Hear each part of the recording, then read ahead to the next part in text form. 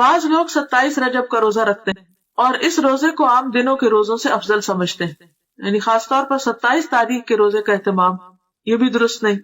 متعدد احادیث سے نبی کریم صلی اللہ علیہ وسلم کا مخصوص دنوں یا تاریخوں میں نفلی روزوں کا اہتمام کرنا ثابت ہے، یعنی ایسا نہیں کہ کوئی دن اور مقرر نہیں، اور دن ہے مقرر، لیکن وہ آپ صلی اللہ علیہ وسلم نے خود کیے ہیں۔ آپ کے بعد کسی اور کو اجازت نہیں کہ وہ لوگوں کے لیے دن مخصوص کر دے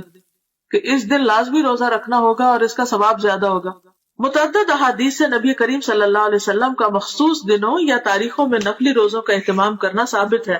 جیسا کہ ایام بیز میں ہر قمری مہینے کی 13، 14، 15 تاریخ یا ہر سوموار اور جمعرات کو، یہ بھی مسنون ہے کیونکہ آپ نے اس کا اہتمام کیا۔ ذوالحجہ کے ابتدائی عشرے میں پہلے 10 دن یعنی 9، 10 محرم کو، یا پھر کثرت سے ماہ شعبان میں، ان تمام کے بارے میں صحیح اور مستند احادیث ملتی ہیں، لیکن 27 رجب کے روزے کے بارے میں کوئی روایت نہیں ہے۔ لہٰذا اگر کوئی خصوصی طور پر اس دن کا روزہ رکھتا ہو تو اس کا روزہ تو ہو سکتا ہے، مگر یہ عمل مسنون نہیں ہوگا بلکہ بدعت شمار ہوگا۔ اگر 27 رجب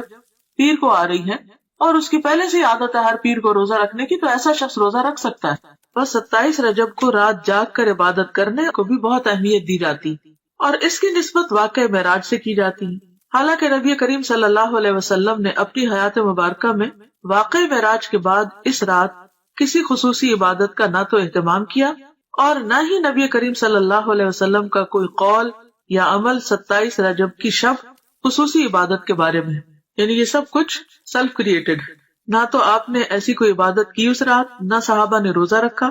اور نہ ہی آپ نے کوئی ایسا حکم دیا۔ آپ کے جانثار صحابہ کرام یا ازواج مطہرات میں سے بھی کسی نے اس کا اہتمام نہیں کیا۔ لہٰذا ایسے تمام طریقوں اور کاموں سے بچنے کی ضرورت ہے جو دین کے نام پر نبی کریم صلی اللہ علیہ وسلم کے بعد ایجاد کر لیے گئے ہوں، یعنی اپنی طرف سے کسی چیز کی پابندی نہ اپنے اوپر اس طرح فرض کے درجے میں کرنی چاہیے اور نہ ہی کسی اور کو اس کا پابند کرنا چاہیے۔ واقع معراج کے ظہور کی حقیقت اپنی جگہ مسلم ہے، یہ واقعہ تو پیش آیا ہے، مگر یہ بھی ایک حقیقت ہے کہ اس کے رونما ہونے کی تاریخ کے بارے میں کم و بیش 36 مختلف اقوال ملتے ہیں، 36 ڈفرنٹ ورژنز ہیں۔ بعض کے مطابق یہ واقعہ ربیع الاول میں ہوا، بعض نے رمضان، بعض نے ہجرت سے چند سال بعد اور بعض نے چند ماہ قبل کہا۔ اس کی حتمی تاریخ کسی صحیح حدیث سے یقینی طور پر ثابت نہیں کہ واقعی یہ 27 رجب کو ہی ہوا ہوگا، تاہم یہ بات تسلیم شدہ ہے کہ نبی کریم صلی اللہ علیہ وسلم کو مکی زندگی کے آخری حصے میں یہ خاص مشاہدہ کرایا گیا، جس میں ہمارے لیے سیکھنے اور عمل کرنے کے بہت سے پہلو ہیں۔